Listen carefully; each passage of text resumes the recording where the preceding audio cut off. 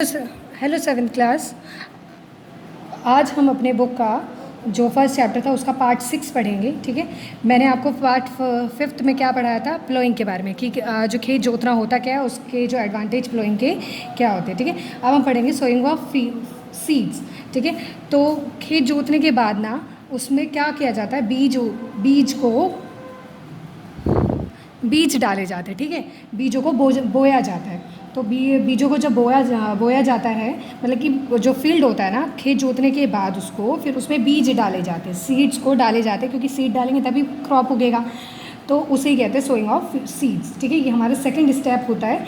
इसमें क्या करते हैं, पहले सीड को सेलेक्ट करते हैं कि कौन से सीड जो है हमें उगाने हैं, वो किस क्वालिटी के हैं। ठीक है, और वो किस क्वालिटी के पौधे हमें देंगे। तो पहले selection of good quality healthy seeds become an important part of crop production.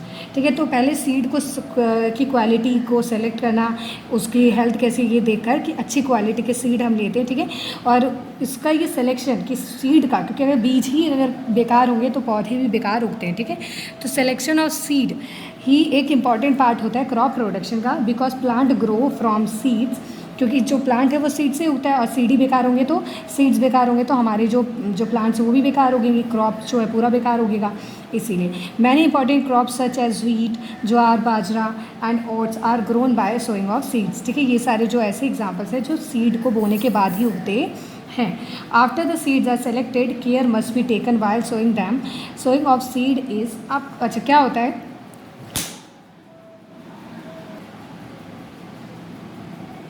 After the seeds are selected care must be taken while sowing them. ठीक है, तो सीड सेलेक्ट करने से पहले हमें मतलब कि ये ध्यान में रखना चाहिए। ठीक है, उसको बोने से पहले sowing of seed is the process of placing seed in the soil. अब देखो सोइंग ऑफ सीड को क्या कहते हैं, process of placing seed in the soil, मतलब कि मिट्टी में सीड को उसका स्थान देना। ठीक है, प्लेस देना, ये क्या कहलाता है, सोइंग ऑफ सीड, क्योंकि हम मिट्टी में उसको डालते हैं ना। सीड्स में भी सोन मैनुअली और with the help of seed drills, या तो मैनुअली मतलब या तो हम हैंड बाय से भी, आप हाथ से छिड़क कर, आपने देखे होंगे जो ऐसे जो दाने हम फेंक कर वैसे भी कर सकते हैं, नहीं तो सीड ड्रिल होता है, एक मशीन होता है, मशीनरी होती है सीड ड्रिल्स की।